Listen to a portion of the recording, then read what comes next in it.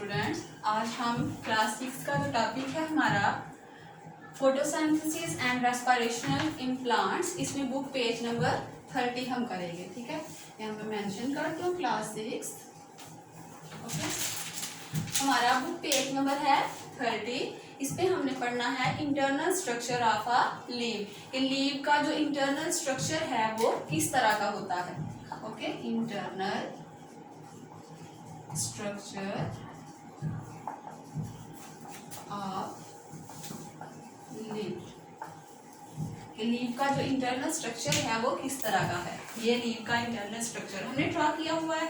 ठीक है, इसको मैंने लेबल भी किया है। पहले हम थोड़ा सा लीव के बारे में पढ़ लेते हैं कि लीव्स जो हैं वो क्या करते हैं, फूड बनाने में, फोटोसिंथेसिस करने में ये हेल्प आउट करते हैं। ठीक है, इसकी वजह से वो क्या करते हैं, प्लांट्स के अंदर फोटोसिंथेसिस होती है, वो अपनी फूड खुद प्रिपेयर कर सकते हैं। तो अब हमने लीव का यहाँ पर इंटरनल स्ट्रक्चर पढ़ना है कि वो इंटरनली तौर पर कैसा होता है।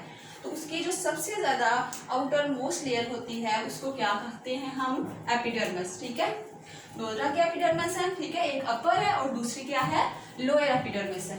और उनका क्या काम होता है, एपिडर्मिस जो होते हैं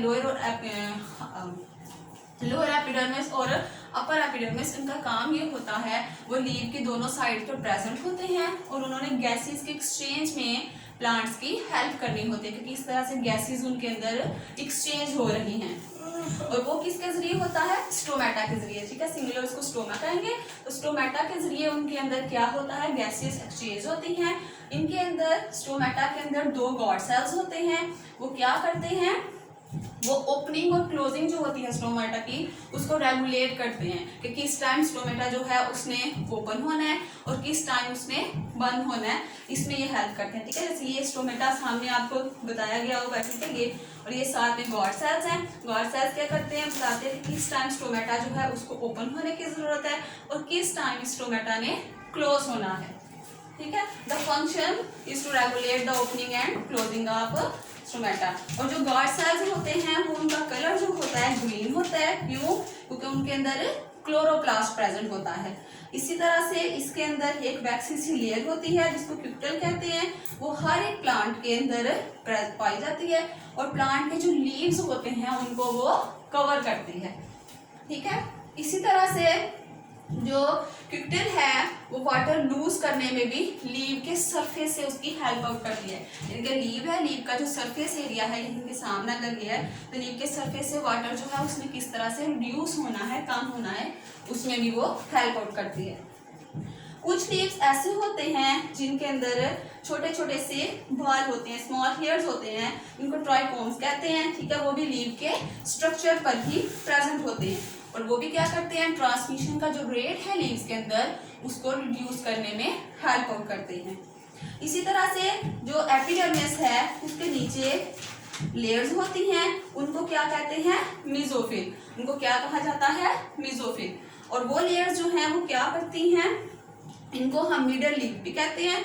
और इसके अलावा उनका काम क्या होता है, फंक्शन क्या होता है, आगे हम वो पढ़ते हैं। ठीक है, इसकी 2 टाइप्स हैं मेसोफिल की। एक होता है पैलिसेड मेसोफिल और दूसरा है स्पॉन्जी मेसोफिल। तो स्पॉन्जी मेसोफिल है उसका क्या काम है और जो पैलिसेड मेसोफिल है उसका क्या काम है। जो पैलिसेड मेसोफिल होता है वो जो मेसोफिल सेल्स होते हैं और वो क्या करते हैं, कॉलम शेप में होते हैं। ठीक है, और बहुत ही ज्यादा, ये देखेंगे ये क्या है, आपस में कॉलम शेप में है, बहुत ज्यादा टाइटली आपस में एक दूसरे के साथ जुड़े हुए होते हैं। इन्होंने क्या करना होता है, ये फोटोसिंथेसिस में, प्लांट्स की जो फोटोसिंथेसिस होती है, फूड बनाने का जो प्रोसेस है उसमें ये हेल्प आउट करते हैं। इसी तरह से जो स्पॉन्जी मेसोफिल्स हैं वो क्या होते हैं, लूजली अरेंज्ड सेल्स होते हैं, यानी कि वो लूजली तौर पर क्या अरेंज हुए होते हैं। जैसे ये आपको डायग्राम में भी नजर आ रहे हैं, ये आपस में थोड़े दूर दूर हैं, इनके लूज हैं, ये टाइटली पैक्ड नहीं है। और ये क्या करते हैं, प्रेजेंट बिलो द पैलिसाइड सेल्स, और पैलिसाइड सेल्स के नीचे ये प्रेजेंट होते हैं। अब इनका क्या काम होता है, इनके दरमियान भी एयर स्पेसिस होती हैं स्पंजी मेसोफिल्स के। ठीक है, और जिसकी वजह से वो क्या करते हैं, गैसियस एक्सचेंज जो होता है इन दोनों के दरमियान वो हो जाता है।